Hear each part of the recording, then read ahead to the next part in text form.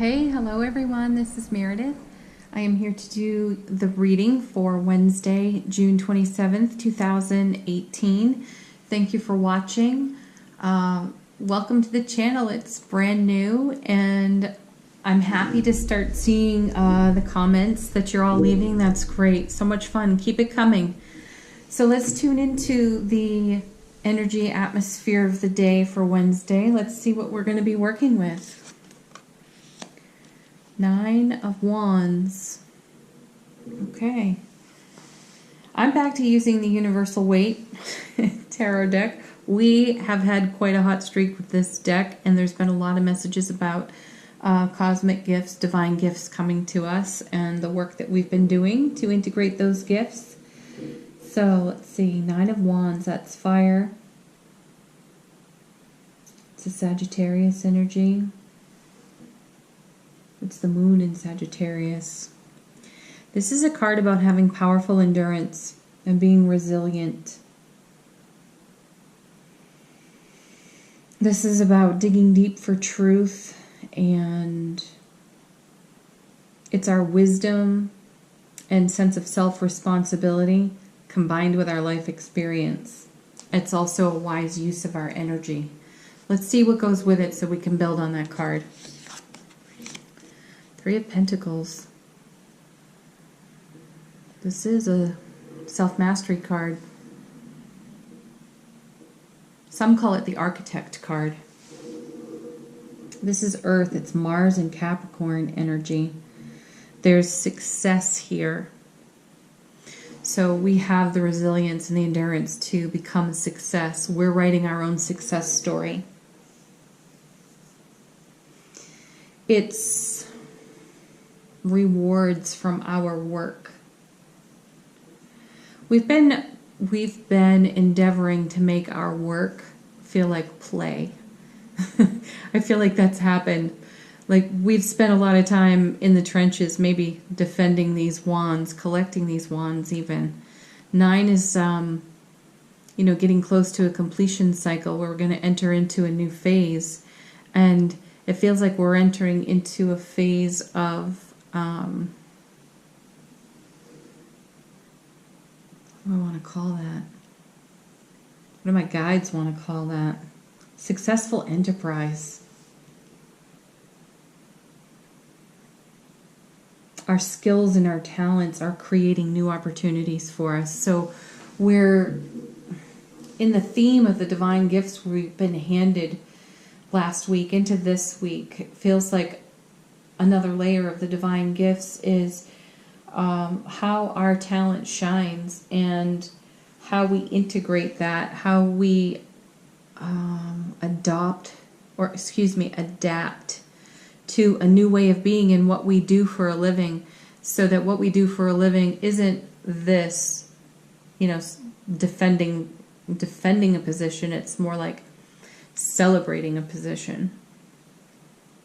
Let's see if we can add to that. Oh, look at that. Ace of Swords, divine gifts. See, the cosmic hand. It's still here, folks. It's in a bit of a different vein, but it's here. This is air energy. It's Gemini, Libra, Aquarius. This is a card of everlasting strength, and it connects to the 9, the 9's powerful endurance. So this tells me that we've worked years mastering our art, our talent, our craft. And in the work, we've made it play, but we've made it shine. So now it doesn't feel like we work at all because we love so much what we do. And the Ace of Swords, it's good, wise decisions. It's knowing our spiritual truth, adhering to our goals and dreams, our desires. We cut to the heart of the matter. We cut to the truth. We don't deal with BS anymore. We've reached a level of mastery where that's just off the table. Or if it shows up, we deal with it swiftly. This is clear thought and swift action. It's also positive immediate change, because in the mastery of our skills, arts, and talents, we can make immediate changes that really satisfy and fulfill our desire for the way we wish to be working. Let's see what's next. Yeah, 10 of Cups. Because it's what we do and how we are of service that makes the 10 of Cups possible. This is a water card. It's Mars in Pisces. This is prosperity, joy, fulfillment. It's one of the most positive cards in the minor arcana, and it reveals what true love can create. And that's not just true love between you and your beloved. That's true love with yourself and true love for what you do in the world and how you are of service. That's what makes the 10 of Cups possible. So here we see what is considered an idyllic scenario. You know how you have a couple in love, you have their children dancing, they've got their property, there's water here, there's happiness, joy, they've created a life and a family, and this is why we do what we do, because it does serve this. And the Ace is really pointing at how it's important to be in love with all of it rather than pieces of it, because then the 10 of Cups doesn't feel so fulfilling. It feels more fractured. Temperance. Fire energy, Sagittarius, Archangel Michael here. This is the harmonious blending of energies. That's exactly what's gone on. So on Wednesday, we're having an opportunity to do a review of what we do and how we're of service and how we can make it this everlasting strength, how the enduring spirit of our work feeds our 10 of Cups, creates this ideal in our lives. And sometimes that does take temperance, and it does take a blending and alchemy of energies to harmonize, because once the BS gets in the way, we have to deal with that. We have to temper it so that this is maintained for us. Our happiness there is maintained. Temperance will bring us inspired solutions. So we may encounter some challenges, some static on Wednesday. I know that Mars has just gone retrograde. I'm no astrologer, so those of you that are interested in what energies are going to be influenced by that might want to check it out, read up on that somewhere. I'm sure there's plenty of it on YouTube that can be educational. So that may be a factor in why we're getting these cards today. These cards tell me that we're definitely going to be addressing things that challenge us so that we can keep our intentions exactly where we want them. So our manifestation, which we're in a really hot manifestation energy right now, stays on track. Let's see what's next. Two of Swords. This is air. It's the moon in Libra. This is contemplation, and there's a protection energy here. You notice that these swords, her arms are crossed over her heart. She's blindfolded. She is under a waxing moon, though, so that's positive. And she's near water. She's definitely going into her inner senses. She's closing off the physical senses, sort of protecting herself as she goes into contemplation to get the answers. This is where we might find ourselves midway through the day, or even at the end of the day, having had some experiences that maybe challenged us, that called up our endurance, that called on our everlasting strength. And we require our intuition, our inner knowing, to lead us through this. We're going to end up having to make some decisions. But we want to do that from our soul presence, our heart presence. And to do that, sometimes we need to shut out the rest of the staticky world so that we can get clarity. So we'll be looking for some clarity on Wednesday. Let's see what's on the bottom of the deck. We have the Six of Pentacles. This is good. This is a generosity card. This is the moon in Taurus. It's earth energy.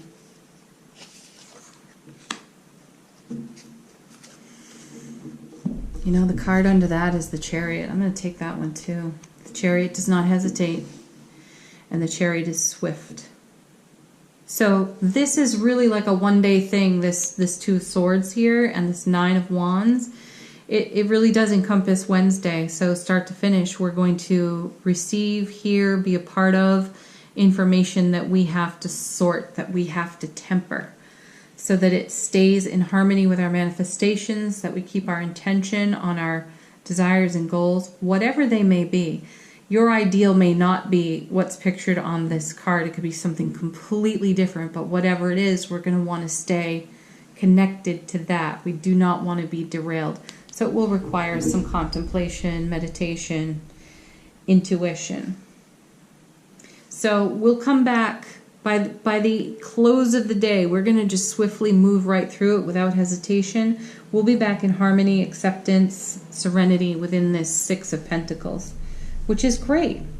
What I feel here too, or what my guides are saying too, there's no drama in this. There need not be any dramatic reaction to what gets presented to us. It's all about how we decide to navigate it.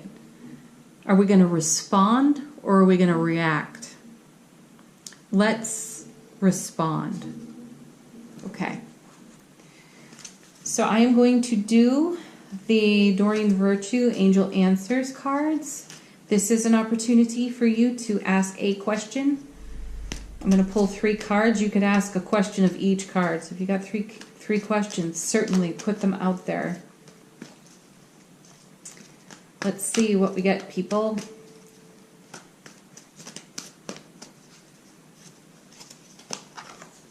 First card, compromise. That's what I feel in the Temperance card. There's some compromise there. We may need to do a little bit of compromising, but not in the sense of releasing what's so important to us or what our intention is. You don't compromise your intention. Certainly you switch it up when necessary. You make changes that are in alignment with your heart and soul, but you don't compromise on whatever your bottom line is. But you can compromise in other places, which is why this person has gone to meditation, to find the harmonious way, or as the Buddhists would do, to find the middle way.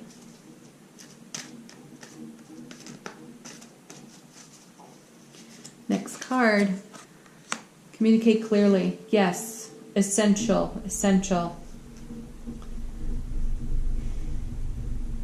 This message has come up a lot recently. It's come up a lot in the zodiac sign readings for the month of July.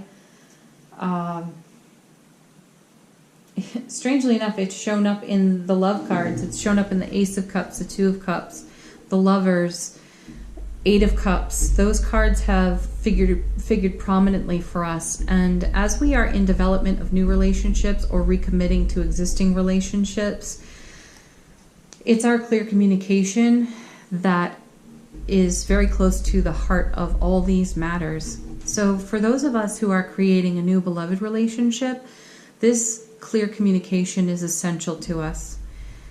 It's so important to come away from contact, interaction, deep conversation, knowing what your partner has intended to express and that your partner knows what you had intended to express. No filling in the blanks with assumptions and, old ego fear. The ego just wants some validation and some nurturing, so let's do that, and let's continue to communicate clearly with our partners. Whether they're work partners, whether they're our family members or our beloveds, clear communication, no guessing, assume nothing. Next card.